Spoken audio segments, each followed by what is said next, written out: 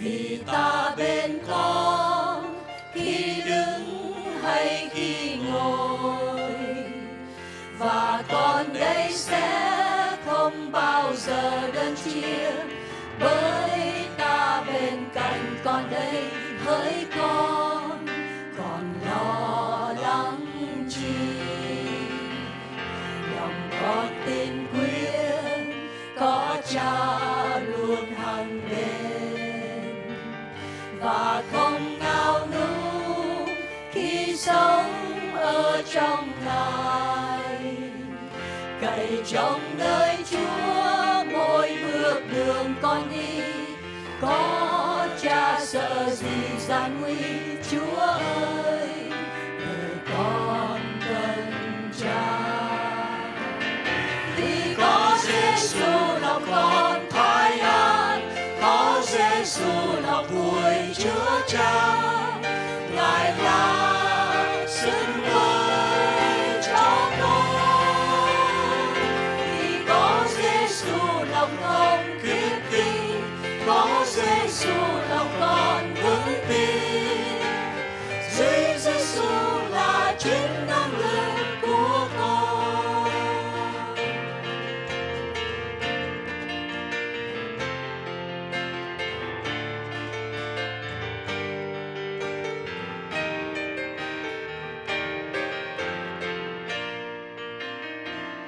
Lòng con tin quyết có Cha luôn hằng bên, và không nao núng khi sống ở trong Ngài. Cậy trong nơi Chúa mỗi bước đường con đi, có Cha sợ gì gian nguy. Chúa ơi, đời con cần Cha. Vì có Giêsu lòng con thái an, có Giêsu lòng vui chứa chan. Ngài là sức mới cho con. Vì có Giêsu lòng con thiết kinh, có Giêsu lòng con vững tin. Giêsu là chính năng lực của con. Vì có Giêsu lòng con thái an, có Giêsu lòng vui chứa chan. Ngài là sức mới cho con. Vì có Giêsu lòng con kiên định, có Giêsu lòng con vững tin. Giêsu là chính năng lực của con. Giêsu là chính năng lực của con.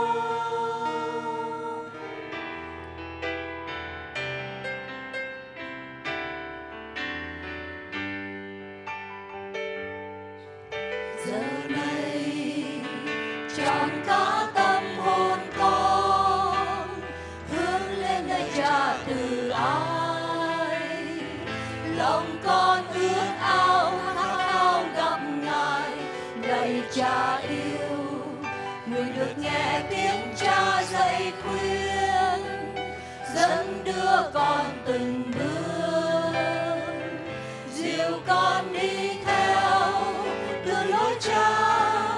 Nguyện làm theo thánh ý Chúa, khâm phục luôn luôn trong đức tin, dẫn Chúa cuộc đời này, yêu thương tha phương Ngài không thôi.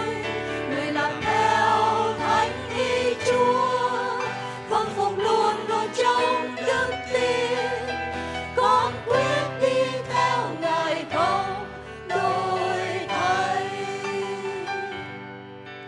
Trọn đời nguyện chỉ theo Ngài thôi, đơn cứu chuộc linh hồn con. Ngài đã thứ tha hết bao lỗi lầm, lạy Cha yêu, nguyện lạy Cha dẫn đưa đời con, dưỡng nuôi linh hồn con, đổi thay tâm con nên mới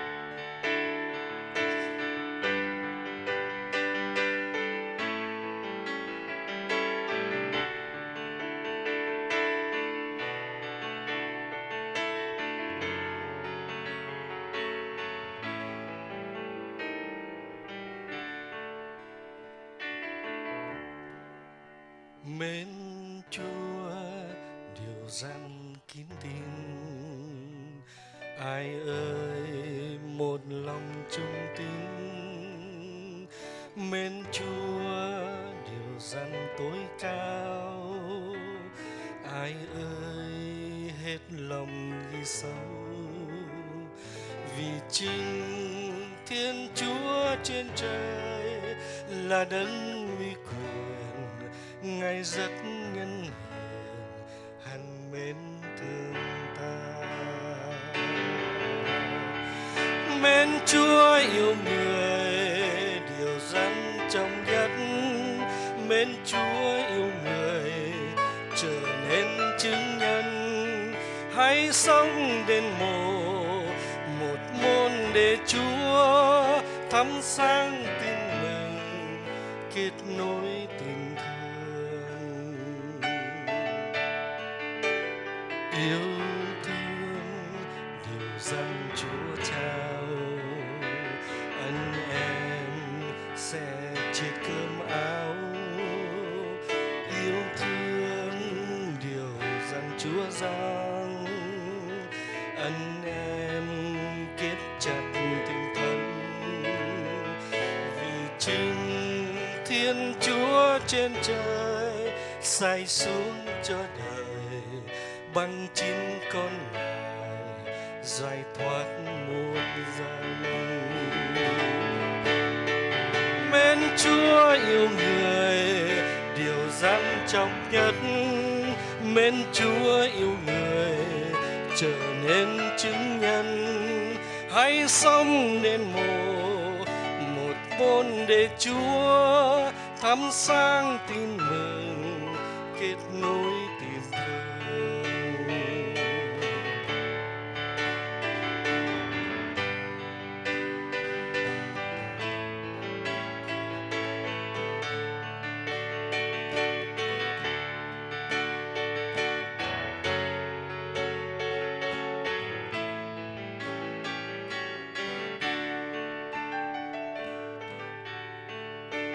Chúa phán này con dấu yêu, luôn luôn phụng thờ Thiên Chúa. Kín mến một lòng sát son, báo đáp cho trọn phần con. Điều răn kín mến Chúa trời là hãy hết lòng yêu hết linh hồn, hết trí khôn người. Mến Chúa yêu người điều răn trọng nhất, mến Chúa yêu người trở nên chứng nhân. Hãy sống nên một môn để Chúa thắp sáng tin mừng, kết nối tình thương. Mến Chúa yêu người điều răn trọng nhất, mến Chúa yêu người trở nên chứng nhân. Hãy sống nên một môn để Chúa thắp sáng tin mừng, kết nối tình thương.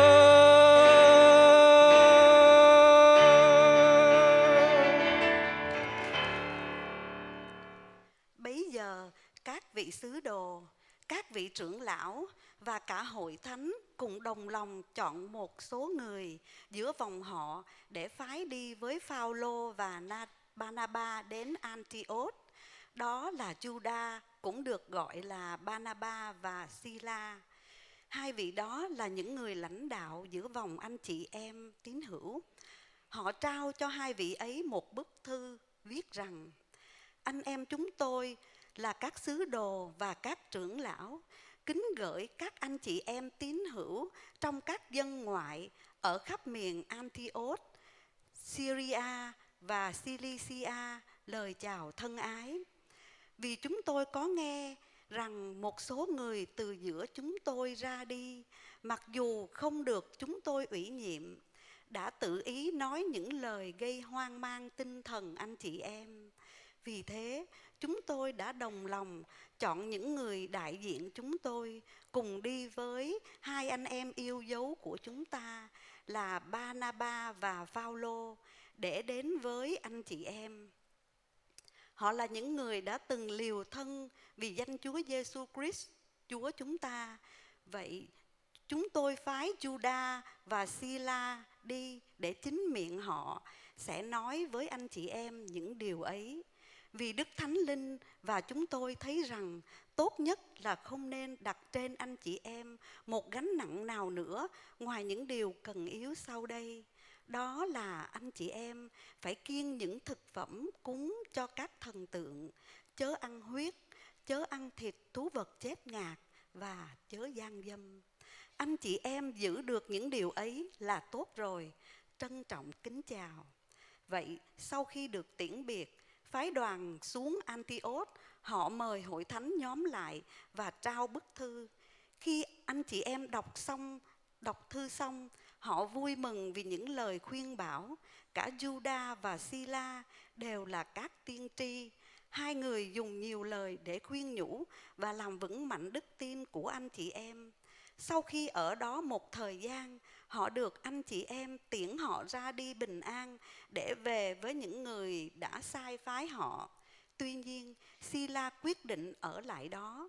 Phao-lô và Ba-na-ba vẫn ở lại Antioch. Họ và nhiều người khác tiếp tục dạy dỗ và rao giảng tin mừng của đạo Chúa. Well, good morning, everybody. Kính chào hội thánh buổi sáng hôm nay. It's good to see you. Rất là vui được gặp lại quý vị. Several years ago, my wife, Eng's aunt on her mother's side had to go to the hospital for a surgery. Cách đây vài năm, dì của Yến có đi vào bệnh viện. And we received a call that everything was okay and she's ready to be seen. Có chuyện không đến nỗi nào, mọi chuyện cũng ổn định thôi. So we all went down to the hospital room to visit her. Và sau khi được tin thì chúng tôi vào bệnh viện để gặp thăm dì. As soon as my wife's mother and her sisters saw their sister in the bed, they started crying. Khi mẹ là bà ngoại của Yến và chị của người chị em của bà dì đó thì thấy bà dì thì người ta bắt đầu khóc. And they were saying, chết rồi. Mấy người nói là she dead. And we didn't understand because we heard her aunt in there. Vì chúng tôi không hiểu chuyện gì xảy ra vì bà dì đang ở trong đó mà. And she was saying, chua chết à? Mấy người nó hỏi là, bà chết rồi hả? And the nurse ran over to us and said, what's happening? Và mấy người y tá là kinh hoàng lắm, chạy ra ngạc nhiên hỏi chúng tôi chuyện gì xảy ra. And I looked in and immediately knew what had happened. Và khi tôi nhìn bà dì của tôi nằm đó thì tôi biết chắc rằng chuyện gì đã xảy ra rồi. I told the nurse, well, they think that she was dead. Tôi mới nói với người y tá rằng mấy người trong gia đình nghĩ bà dì của tôi, bà này đã chết rồi. And the nurse said, that's impossible. I was just in here talking with her. And không thể chuyện đó không thể xảy ra vì tôi mới trong phòng, nó mới chăm sóc của bà đi ra mà. she was just a little bit sweaty from a fever. Bà ta hơi đổ mồ hôi một chút vì lên cơn sốt mà thôi. So I got a strip of white cloth and just put it over her forehead. Vì đổ mồ hôi thì nữa tôi lấy mấy cái khăn bằng màu trắng á, tôi để lên cái đầu của bà ta, trải trên cái đầu cái trán của bà ta. I was just trying to help. Tôi cố tình muốn giúp cho bà bớt đổ mồ hôi mà thôi. So I had to explain the meaning of what it meant for them. Và tôi phải giải thích là tại sao đối với người Việt khi trải miếng khăn trắng lên trán á, là đã ngủm rồi, đã chết rồi. Now, was it wrong to think that she was dead? Nếu mà suy nghĩ bà dì đã chết rồi thì cái điều đó có đúng hay không? No. Không sai. Was it wrong for the nurse to want to help? Bà y tá muốn giúp đỡ trải cái khăn trắng lên mặt của bà ta thì cái điều đó có sai không? No. Cũng không sai nữa. It was just a cultural clash. Chỉ có hai cái văn hóa nó khác nhau mà sinh ra chuyện đó thôi. I have another one for us. Có một câu chuyện khác như thế này. A man told me this, and it might be somebody from this congregation, so I'm very sorry if it is you. Câu chuyện này kể ra mà có thể có liên hệ đến một số người trong hội thánh nên xin lỗi quý vị trước. It was somebody who had just come to America from Vietnam. Có một người mới qua Mỹ từ Việt Nam. And he had been pulled over by a police officer. Và ông ta đang chạy xe thì bị cảnh sát dừng lại. And he was very nervous. He'd never been pulled over by a police officer. Ông ta rất là run, rất là sợ, vậy chưa bao giờ bị cảnh sát chặn đường cả. So right away, he got out of his car and started running to the police car. Khi mới ngừng xe bị chặn lại thì ông ta sợ quá, thành thử mở cửa và chạy về hướng ông cảnh sát. But the police officer immediately got out of his car Ông cảnh sát cũng liền mở cửa và bước ra khỏi xe của mình. and he got his gun out Ông kéo cái súng, ông chỉ vô ông kia, and he was yelling at the man. ông la lên biểu ông kia, But the man didn't know English mà ông ta thì không biết tiếng Anh and the police officer didn't know Vietnamese. và ông cảnh sát thì không biết tiếng Việt. So they were just yelling at each other. Hai người đứng đó la ló với nhau. And so finally the police officer called for a translator to come. Và cuối cùng ông cảnh sát này phải gọi một người thông dịch đến, He told the man to sit down. biểu ông ta ngồi xuống. The translator came and talked to the Vietnamese man. Và ông người thông dịch tới nói chuyện với người Việt Nam này. He said the police officer wants to know, why were you running at him? Và ông cảnh sát cũng nói ông muốn biết tại sao ông thình lình mở cửa và chạy về hướng ông như thế này. He was afraid when he saw you running at him, so he got out. Ông cảnh sát này rất là sợ khi thấy ông thình lình mà chạy về hướng của ông rất là sợ, thành thử ông mở cửa và bước ra. Maybe you would attack him. He didn't know. Có thể ông chạy tới ông tấn công ông sao? The man said, I'm very sorry. Ông người Việt Nam nói tôi thật tình xin lỗi. I'm new here. Tôi là mới tới. I wanted to be respectful. Tôi muốn tỏ lòng kính trọng đối với người cảnh sát này. So when you pulled me over, Nên khi ông ta chặn xe tôi lại, I didn't want him to have to make you walk. tôi không muốn ông ta phiền và là phải đi bộ tới chiếc xe tôi. So I thought I'd come to you. Thành thử tôi nghĩ tôi mở cửa đi về hướng ông là tỏ lòng tôn trọng nhất. Now, is the police officer wrong to not know what's going to happen? Ông cảnh sát khi mà ông không hiểu được cái điều này, điều đó có sai hay không? No. Không. Was the man wrong to want to be respectful? Ông người Việt Nam này tỏ lòng kính trọng trong lúc như thế này có điều đúng đó, có sai không? No. Không. It was just a difference of culture. Nó chỉ hai cái văn hóa nó khác nhau mà thôi. Now, we're going through the book of Acts. Chúng ta đi qua công vụ các sứ đồ. And we come to this chapter, in chapter 15, the very center of the book. Chúng ta đương cùng nhau học đoạn 15. Đoạn 15 là trọng tâm chính giữa của sách công vụ các sứ đồ. And up until now, the message of Jesus and the hope of Jesus has been spreading all through the Jewish world. Cho đến giai đoạn này thì tin lành và sự cứu rỗi, tin mừng của Chúa được rao giảng khắp nơi ở vùng này. But now it's beginning to break through into the non-Jewish world, into the rest of the world. Và cái sứ điệp này rời khỏi cái văn hóa của Do Thái để đi vào cái văn hóa của người nước ngoài, là những người không thuộc về Do Thái. It's spreading and going to many different cultures. Đi vào các văn hóa khác nhau. And of course, this is bringing up lots of different questions. Và điều này đã tạo ra những xung khắc hay những câu hỏi đặt ra cho những người tin Chúa. Now, there were some teachers, as we've read before, there are some teachers that have come up from the center of the Jewish world that thought, hey, we need to also teach and instruct these new people. Và những người dạy đạo lúc giờ thì rời khỏi cái văn hóa, cái nơi ở của người Do Thái để vào những cái văn hóa khác để mà dạy tin lành về đạo của Chúa. Their thinking was, what we've known our whole life has been to worship God in a very Jewish way. Vì với những người này suy nghĩ cả đời họ biết về Chúa và họ thờ phượng Chúa một cách nào đó. So you should eat this and not eat that. Và người ta nói rằng ăn cái món này không được ăn món kia.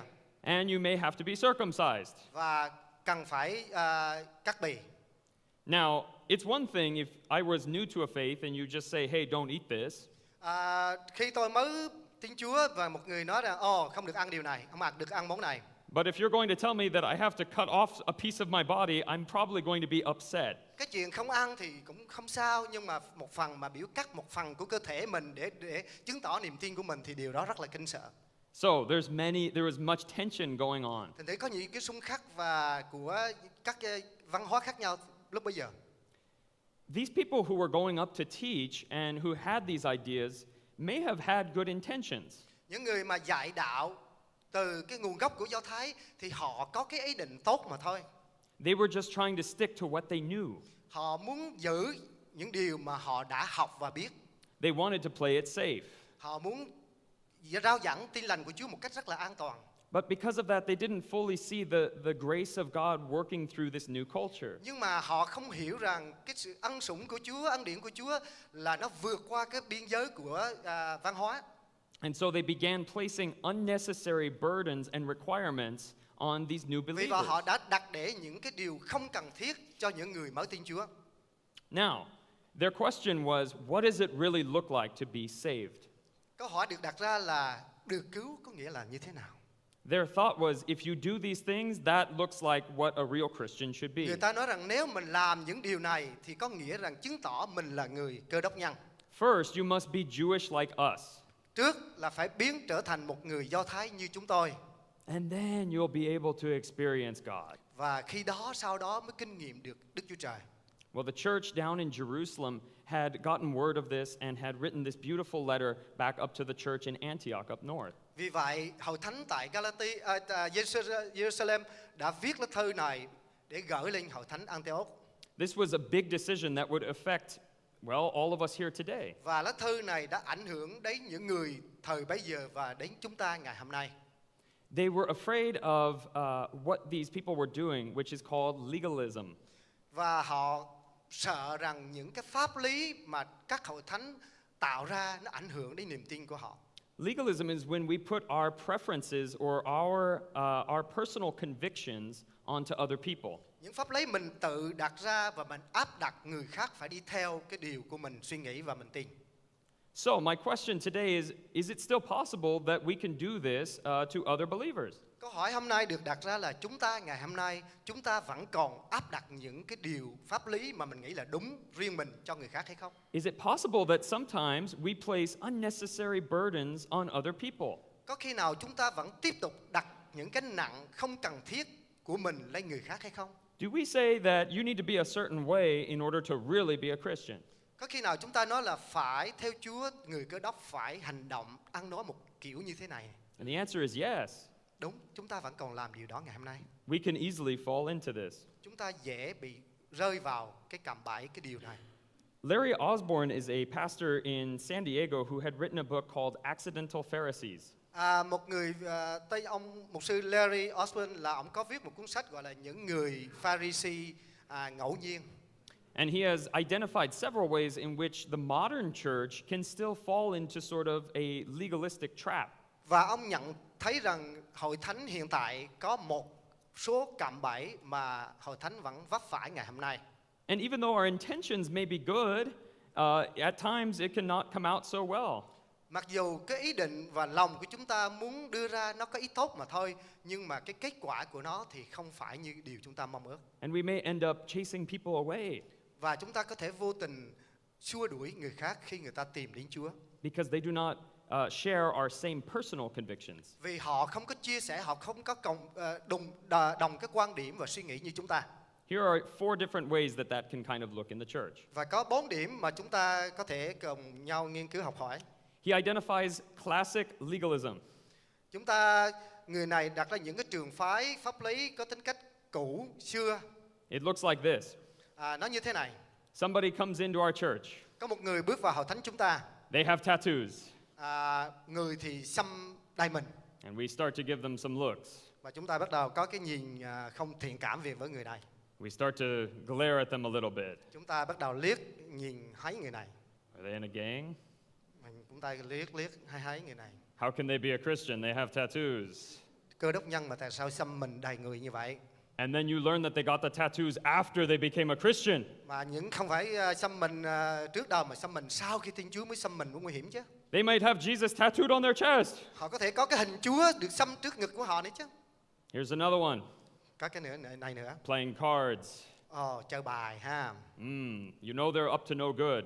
Chơi bài là không tốt đâu, phạm tội á. Bad things happen to people who play cards. Những người mà chơi bài thường đi đến những cái tình trạng rất là tệ hại. They could just be playing a simple game. Có thể có một người ta chơi bài cho vui mà thôi. But it could be something else. Nhưng mà có thể là có những cái ý định xấu xa hơn. So we chase them away. Để chúng ta tìm cách xua đuổi những người chơi bài đó khỏi hội thánh chúng ta. Okay, some of you are going to get really mad at me right now. Here's another one. Có nhiều người rất giận, nhưng mà có một điều này nữa nè. Drinking beer. Uống bia ha. Oh no. Không được đâu. We're going to split this congregation.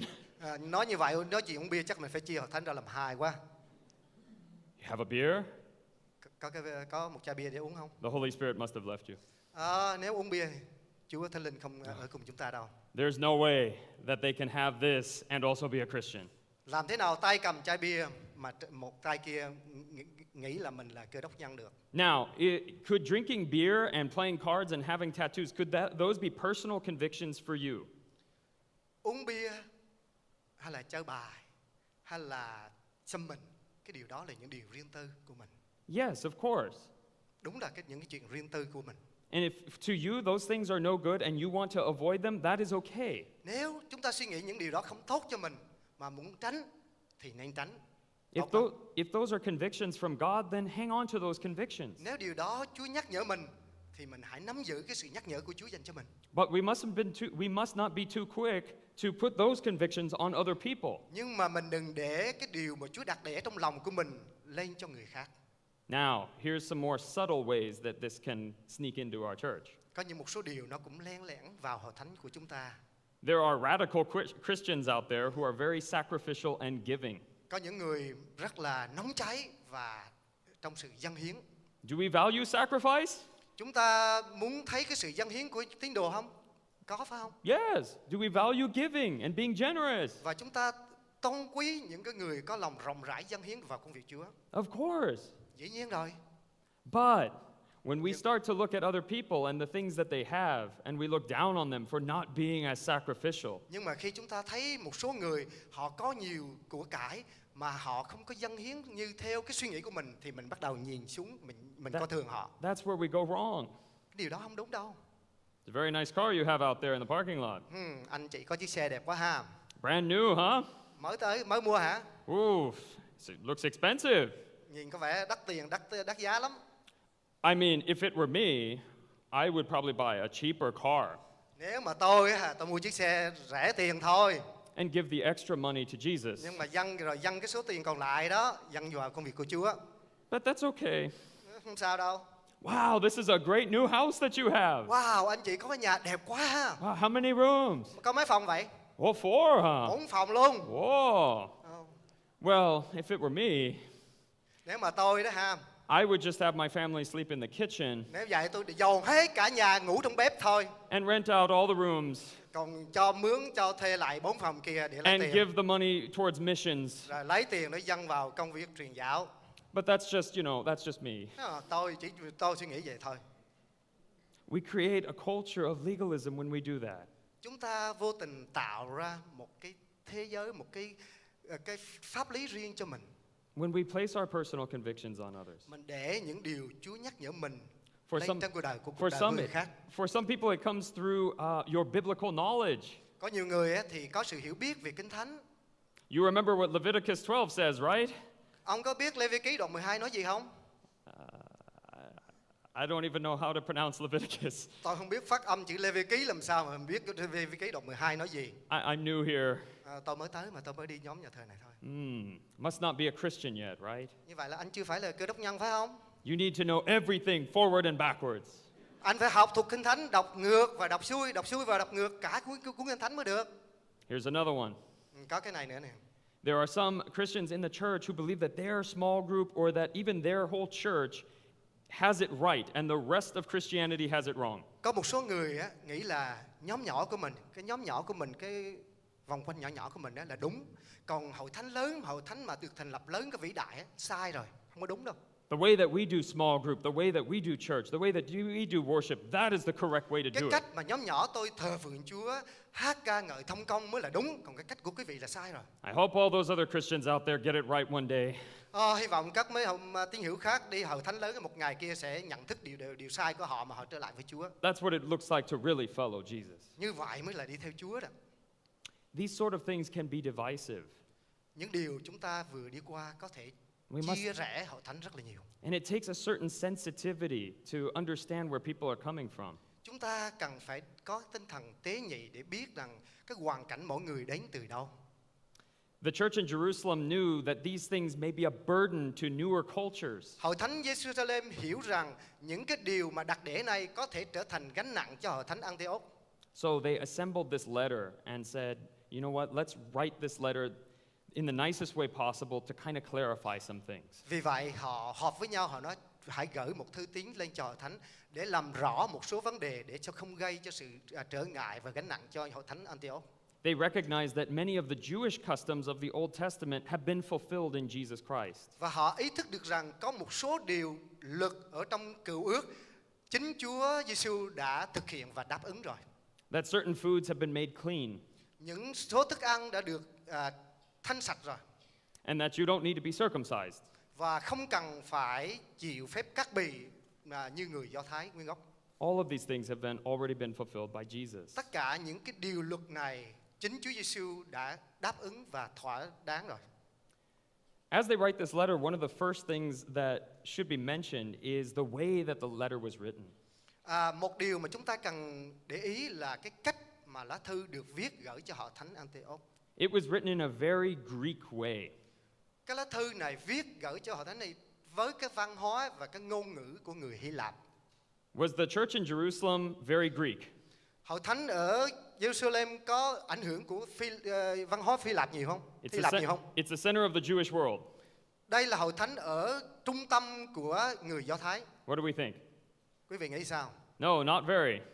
Không có mang cái văn hóa của người Hy Lạp. The church in Antioch was very Greek. Hội thánh ở Antioch là hội thánh bị ảnh hưởng của văn hóa và ngôn ngữ của Hy Lạp nhiều. So they wrote this letter to them in their language in a way that they would best understand. Vì vậy hội thánh ở Jerusalem viết một lá thư với tính cách văn hóa của người Hy Lạp để cho hội thánh ở Antioch có thể hiểu được. This shows a great degree of sensitivity. Vì hội thánh ở Jerusalem hiểu được và rất là tế nhị khi viết lá thư này cho hội thánh ở Antioch. It took a thinking and a praying through what it must be like to be up in their culture. Và họ suy nghĩ những người ở hội thánh Antioch có cái văn hóa như thế nào, có suy nghĩ như thế nào để họ viết lá thư này phù hợp với văn hóa và ngôn ngữ đó. They wanted to be clear about what they were going to say. Họ muốn họ thánh này biết rõ những điều mà họ đặt để ghi trong lá thư. So the language was simple. Cái thư tín này rất là đơn giản thôi. But it was very loving. Nhưng mà rất là tỏ tình thương. I can't help but think of some of our situations in this church where we have first and second generation together in one household.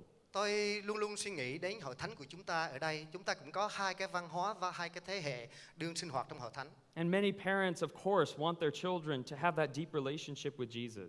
Rất là nhiều ba mẹ muốn con cái của mình có một sự liên hệ rất là gần gũi mật thiết với Chúa. But I also know that it is a concern of many parents to want to carry on traditions and customs and language from their homeland. Và song song đó thì chúng tôi cũng biết rằng có nhiều ba mẹ muốn con cháu của mình bảo trì cái văn hóa ngôn ngữ của người Việt mình. So sometimes we think that the best way to do that is just put them together. Vì vậy chúng ta nhiều khi nghĩ rằng cách hai tốt nhất là chúng ta đem hai cái đó, cái văn hóa người Việt và cái vấn đề hiểu biết Chúa trộn chung lại với nhau. Several times I've had some of our youth come to me and say, "And Evan, I don't know how to read the Bible." Có một số em tới với nó là anh Evan ơi, em không biết đọc kinh thánh. And I'm thinking, okay, we need to have some sort of Bible study class. Vì vậy tôi nghĩ vậy mình cần phải có một cái lớp học kinh thánh. And they said, no, I just don't know how to read Vietnamese. Nhưng mà em nói nó không phải vậy đâu, em không biết đọc tiếng Việt. My parents gave me a Bible and forced me to read it. Ba mẹ của em đưa tôi em một cuốn kinh thánh tiếng Việt và bắt em phải đọc kinh thánh tiếng Việt. But it's very complicated theological language. Và trong cái này ngôn ngữ tiếng Việt này những cái ý thần học trong này rất là khó hiểu, làm sao mới hiểu được. And my parents in love said, we want you to know God. Và ba mẹ em nói rằng ba mẹ rất muốn con biết về Chúa. And we want you to learn Vietnamese. Nhưng mà cũng học về Chúa qua cái ngôn ngữ tiếng Việt. At the same time. Cùng một lúc. Well, it doesn't really work either way. Nhưng mà cái điều đó rất tiếc không thể xảy ra được như vậy. So I said, okay, here's an English Bible. You can sneak this, okay, and read it Thì in tôi nói với English. em đây có cuốn thánh tiếng Anh đây, em học lời Chúa từ cuốn thánh tiếng Anh đây. It's not that it's not okay to learn the culture and language. Those are good things. Học một ngôn ngữ, một văn hóa khác là một điều rất là tốt, quý trọng. But the priority, of course, is always to get others closer to God. Nhưng điểm quan trọng hơn hết là chúng ta đưa cho các em, những người khác biết về Chúa và có sự liên hệ với Chúa. And secondly, then we can celebrate the different ways that God expresses himself through different cultures. Và sau đó chúng ta sẽ vui mừng với nhau vì cái cách Chúa bày tỏ chính Ngài qua văn hóa và ngôn ngữ khác nhau. I was talking with a young man just yesterday who went to his brother's wedding. Tôi hôm qua nói chuyện với một người thanh niên đi dự đám cưới của người bà con. And he wanted to give the speech, of course, for his brother. Anh muốn có một cái lời chia sẻ trong cái đám cưới của người anh em mình. He said, Evan, I was so nervous for this one part. I had a surprise for everybody. Anh ta nói rằng, anh Evan ơi, tôi rất là run vì phải nói một cái điều này, trình bày mà có tính cách nó rất là bất ngờ đối với gia đình. He said, I wanted to address my parents and tell them how much we appreciate and love them for discipling us and showing us about Jesus. Và tôi muốn trình bày cho ba mẹ và gia đình biết rằng chúng tôi rất là cảm ơn gia đình đã thương yêu và bày tỏ cái niềm tin và chia sẻ với chúng tôi về niềm tin của ba mẹ. It was because of them that I came to faith. It was because they took the time to love me and pour into me over the years that I know who Jesus is. Vì ba mẹ đã dồn hết tình thương về chị, chăm sóc quan tâm. Vì qua cái tình thương của ba mẹ đó, tôi biết về Chúa. I said, those are great things. Why Tôi nói are rằng you cái điều đó nervous? rất là tốt, mà tại sao phải run? He said, my Vietnamese isn't very good, but I did it all in Vietnamese. Anh ta nói rằng tiếng Việt tôi dở lắm, nhưng mà tôi cố ý nói tất cả những điều này trong tiếng Việt. I'm sure several times he had to look at his paper. Tôi nghĩ rằng chắc trong vài lần anh ta cũng phải cầm tờ giấy lên đọc tiếng Việt. But he said, I wanted to show my appreciation in my parents' language. Anh ta nói rằng tôi muốn bày tỏ sự biết ơn của tôi trong cái ngôn ngữ của ba mẹ thôi. They were sensitive to me when I was young. Những người này rất là tế nhị và để ý đến tôi khi tôi còn trẻ. And I wanted to speak back and say thank you to the heart. Và tôi muốn trình bày lại với những cái điều tôi muốn nói từ tấm lòng của tôi.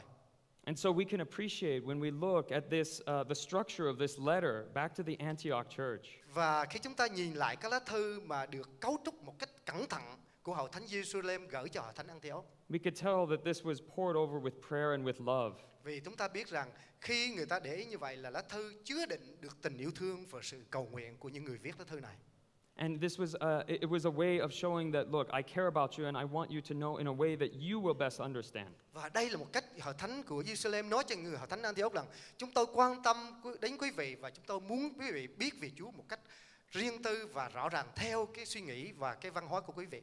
But now when we look at what is in the letter, we do find four things that the disciples, the followers of Jesus in Jerusalem said, hey, you should watch out for these things. Trong lá thư này thì Hội Thánh ở Giê-ru-sa-lem có đặt ra 4 điểm mà nhắc nhở cái Hội Thánh Antioch bây giờ. That, of course, is the strangled animals, blood, a food sacrifice to idols, and sexual immorality. 4 điểm đó là đồ ăn cúng cho các thần, việc ăn huyết, việc ăn những động vật chết ngạt và tình dục trái đạo đức. Now, all of these things are in the law, in the Jewish law. Tất cả 4 điều này đã được ghi lại trong luật của người Do Thái. And we may think, why these things and not all the rest of the books of the Old Testament? Vậy chúng ta suy nghĩ tại sao chỉ có 4 điều này thôi, còn những biết bao nhiêu trăm luật khác được ghi trong Cựu Ước thì sao, bỏ qua sao? They're saying, yes, you're free in Christ. You got it right. Điều này nói rằng chúng ta ở trong Chúa thì chúng ta được tự do rồi. But watch out for these four things. Nhưng có 4 điều chúng ta cần phải để ý nữa. Were they being legalists just like these other teachers? Có phải là những người này tìm cách đặt để những pháp lý của mình cho những người tín hữu ở Antioch hay không? The answer is no. Câu trả lời là không. Here's why. Tại sao như vậy? Paul and Barnabas had spent time in the Gentile, the non-Jewish world. Phaolô và Barnabas đã dành rất là nhiều thời giờ ở trong cái văn hóa của người ngoại đó, người không phải là Do Thái. They saw and understood the types of idols or things that were not of God that people would worship. Và những người này đã chứng kiến những người ngoại đã thờ phượng những cái thần của họ. They saw how people would sacrifice their food for idols. Và những người này đã dùng thức ăn của mình để cúng cho các thần này như thế nào. And in some temples, people would gather to have big parties where everyone would have sex. Và có những cái văn hóa là những người khi họ đến họ thờ các thần của họ, họ tập trung có những buổi tiệc, họ tự do luyến ái trong khi thờ phượng của họ, trong sự thờ phượng của họ. These were both things that were directly said that should not be done because they're taking the place of God. Và hai người này đã nói rằng phải ngưng việc này vì những điều này đã chiếm đi vị trí của Chúa trong cuộc đời của họ. So the thing to consider firstly for these new Christians was, is it something that is going to break fellowship between you and God? Vì những người này nói rằng chúng ta cần phải để ý, quý vị cần để ý những điều này có ngăn cản, ảnh hưởng, tai hại đến sự liên hệ của mình với Chúa hay không. Now, this is something that still stands for us today as Christians. Và đối với chúng ta ngày hôm nay, những cái điều này cũng vẫn còn áp dụng. It goes beyond sexual immorality and food sacrifice to idols. Và nó đi vượt qua khỏi cái tình dục vô đạo đức hay là những cái sự đồ ăn cúng cho các thần. But even in our hearts, if we were to idolize other things, such as money or family, those things would also break fellowship between us and God. Vì vậy, đối với chúng ta ngày hôm nay, nếu chúng ta để những cái vật chất hay tiền bạc làm thần tượng cho chúng ta, là chúng ta đã ngăn cản cái sự liên hệ của mình với Chúa rồi. But now we also find that they talk about blood and strangled animals. Và người ta cũng nhắc đến chuyện ăn huyết và các vật chết ngạt. These were also involved in idol worship. Đây là cũng những điều liên hệ đến cái việc cúng các thần. But I'd like us to consider this as well. Chúng ta cần để ý cái điều này. They knew that a lot of these Gentiles would be gathered near synagogues or places of Jewish worship. Họ biết là những người này, những người ngoại đạo này á, người ta tập trung vào những cái nhà gần cái chung quanh nhà hội là nơi thờ phượng. And that these things were considered very dirty to Jewish Christians. Và đối với những người Do Thái thì suy nghĩ những vật, những điều chung quanh nhà thờ á, những điều nó không có tinh sạch. They had personal convictions that said, I need to stay away from these things. Và những người này nói là khi mình đến với Chúa, mình thờ phượng Chúa là mình phải tránh xa những cái này. Culturally, that is not right, Nói về văn hóa là điều đó không đúng. and I cannot do it. Và vì văn hóa không đúng, tôi không làm. Now, Jesus already said he's pronounced all foods clean, including blood. Chúa Giêsu đã phán rằng tất cả những cái vật mà Chúa tạo nên được tinh sạch, chúng ta có thể ăn. But I'm convinced that what these followers of Jesus in Jerusalem were talking about was, we want you to avoid these things in order for you to have fellowship with everyone. Nhưng mà những người tín đồ lãnh đạo ở Jerusalem nói rằng chúng tôi mong quý vị tránh xa những điều này vì chúng tôi nghĩ rằng cái điều này có thể ảnh hưởng đến sự liên hệ giữa quý vị và Chúa và người khác. We see Paul writing this in the book of Romans and in 1 Corinthians. Phaolô đã viết cái điều này trong sách Roma và Cô-rinh-tô thứ nhất. That while some things may not be sinful for us, Vì có một số điều không phải là cái điều có tội đối với chúng ta, they may cause others to stumble or to be distracted. nhưng mà nó có thể tạo cho người khác sa ngã và phạm tội. And so it may break fellowship with somebody else. Và nó có dẫn đến sự đổ gãy cái sự liên hệ của mình đối với người khác. So for example, Ví dụ, you're sitting across from another Christian from a different church, nếu chúng ta ngồi gần một người tín hữu từ hội thánh khác đến, and you know that they don't like to eat anything like blood. và chúng ta biết rằng những người này, tín hữu này không có ăn những điều có liên quan đến huyết. Maybe you're okay with that, Nếu quý vị có thể nghĩ cái chuyện ăn huyết không sao, but you don't want them to worry. nhưng mà mình không muốn cho người ta cái chuyện quan tâm đến cái chuyện ăn huyết. So you decide, maybe I won't order bún bò Huế. Vì vậy thôi, bữa nay không kêu món bún bò Huế có huyết. I'll just order pho Ăn phở thì an toàn hơn, or something else hoặc là món khác. for their sake. Vì cái người đó, mình không muốn người đó phạm tội, thành thử mình tránh muốn ăn đó. It takes that a sort of sensitivity to others. Điều đó yêu cầu chúng ta cần phải có sự tế nhị để mới làm được điều đó. Then they don't have an opportunity to judge you, Để họ không có cái cơ hội, có cái cớ gì mà phán xét mình cả. and we can all eat freely. Mà để chúng ta có thể vui mà ăn một bữa ăn rất là ngon. Well, you still have to pay. Phải trả tiền nữa. Okay. Last time I came to preach, Lần trước khi tôi đến chia sẻ, I almost wore jeans. xém bằng cái quần jean đi giảng rồi. I thought I'm going to be different. Tôi nói là lần I'm này gonna mình be phải cool. mặc đồ nó hơi khác chút xíu. But when I thought about the congregation, I thought they expect to see me wearing a suit. Nhưng mà tôi suy nghĩ nó, không được đâu. Hội thánh người Việt là khi mong đợi khi mình giảng á, là mình phải bận đồ vest đứng giảng chứ không phải bằng quần jean. So I got back out of my car and went upstairs and changed. Thành thử tôi đi ra xe lấy cái bộ đồ vest quần tây để đổi thay vì quần jean. The church that I came from, the pastor used to preach in a t-shirt, shorts, and sandals.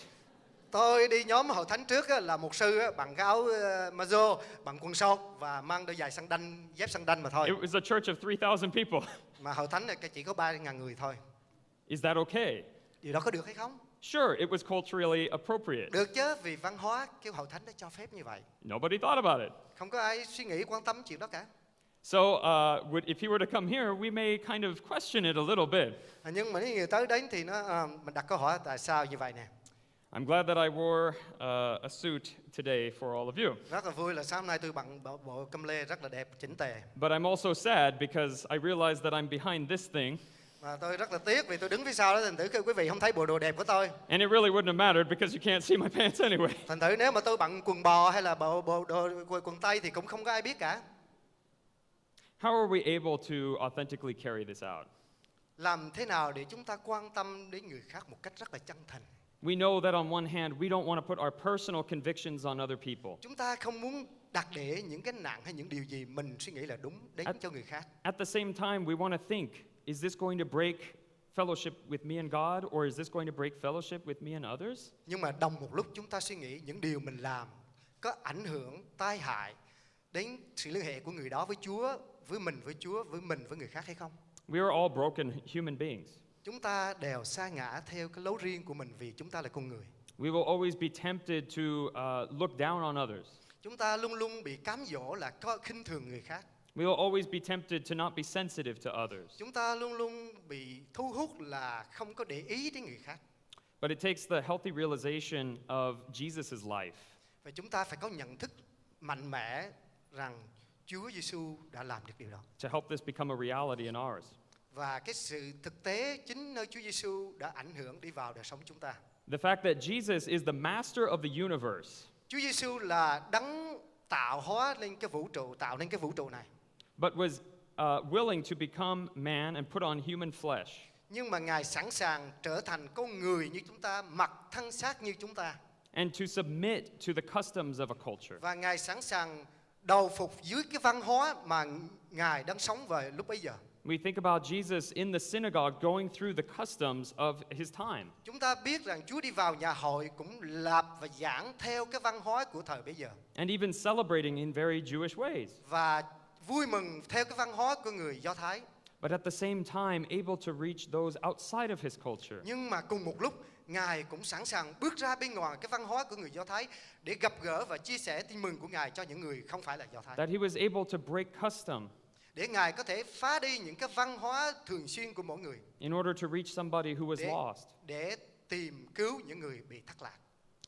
And ultimately taking upon himself the sins of mankind. Và cuối cùng, Ngài đã cắt lấy tất cả những tội lỗi của con người trên thân thể của Ngài. He created a whole new culture. Ngài đã cho thành lập một cái văn hóa hoàn toàn khác nhau theo ý Ngài. The culture of the kingdom of God. Văn hóa đó là vương quốc của Đức Chúa Trời.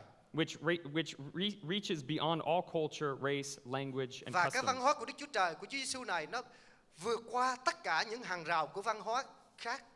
Jesus himself was not as expected by his own people. Chúa Giêsu đến và không phải theo cái điều người ta mong đợi. The expectation was to rule as this king over all the earth. Con người lúc bấy giờ mong ước Chúa Giêsu đến làm như một vị vua và thống trị. And instead he died.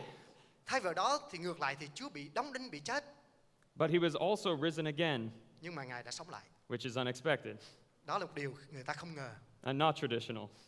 Và điều đó không có phải là văn hóa, có điều truyền thống nào có thể nói ra điều đó cả. And because of this new life and this new community and this new kingdom that we share, Vì cái cuộc đời mới nơi Chúa và cái vương quốc mới nơi Chúa và cái cộng đồng mới nơi Chúa, we have the freedom to celebrate the new life that we have để chúng ta có thể vui mừng một đời sống mới mà Chúa đã ban cho chúng ta in many different ways and cultures. theo nhiều cách và theo thể văn hóa khác nhau.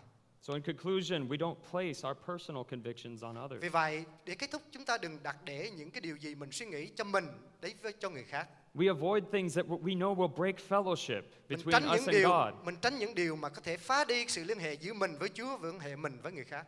We also avoid things that will break fellowship with others. Và cái điều này rất là quan trọng, cẩn thận để đừng để cái sự liên hệ của mình mà ảnh hưởng với người khác. And when we're empowered to love and have compassion on others, Chúng ta được trang bị bởi sức mạnh để có được cái sự yêu thương và quan tâm đến người khác. because of the compassion and humility that Jesus showed us. Vì chính Chúa Giêsu, Ngài đã có lòng thương xót và cái sự hạ mình khi Ngài đến với chúng ta.